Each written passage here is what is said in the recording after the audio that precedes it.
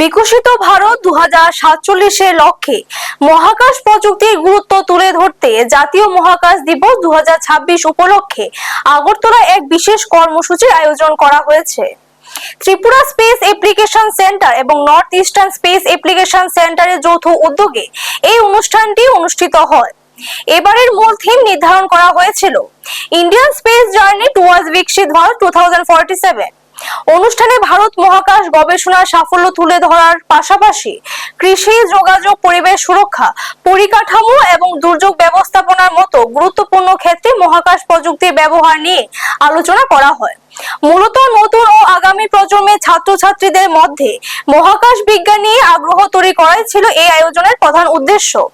অনুষ্ঠানে উপস্থিত ছিলেন বিজ্ঞান ও প্রযুক্তি দপ্তরের মন্ত্রী অনিমেষ দেববর্মা, সচিব চৈতন্য মূর্তি এবং অধিকর্তা মহেন্দ্র সিং সহ পদস্থ আধিকারিকেরা। এছাড়াও বিভিন্ন স্কুল কলেজে বিপুল সংখ্যক শিক্ষার্থী এই কর্মসূচিতে স্বতঃস্ফূর্তভাবে অংশগ্রহণ করে। ব্যুরো রিপোর্ট, নিউজ তৎকাল 24। ন্যাশনাল স্পেস ডে, এটা তো space does not belong to Tripura alone. Space is for the entire globe. পৃথিবীর যদি লাভ হয়, ত্রিপুরারও লাভ হবে। তো স্পেসকে বাদ দিয়ে কোন ধরনের টেকনোলজি ইজ ডেফিনেটলি ইনকমপ্লিট।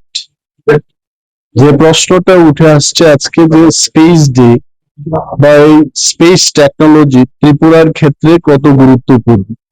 ত্রিপুরার ক্ষেত্রে সাংঘাতিক গুরুত্বপূর্ণ, কারণ আমাদের এখানে ফরেস্ট আছে, ইন্টারন্যাশনাল বর্ডার রয়েছে, আমাদের ফার্মার্সদের জন্য, ফিশারিদের জন্য, সমস্ত কিছুর জন্য আমাদের যে গ্রাউন্ডে যারা কাজ করছেন তাদের যে দুইটি চোখ, এই চোখটা স্পেসে আরো একটা পেয়ার চোখ দিয়ে আগে বাগেই আবহাওয়া সম্পর্কে বা ফরেস্ট ডিস্ট্রাকশন সম্পর্কে, ইন্টারন্যাশনাল বর্ডারে কি হচ্ছে, এই সমস্ত জিনিস যদি তদারকি করতে হয়, স্পেস সায়েন্সকে বাদ দিয়ে কোনোটাই সম্ভব না। আপনারা দেখছেন নিউজ তৎকাল 24।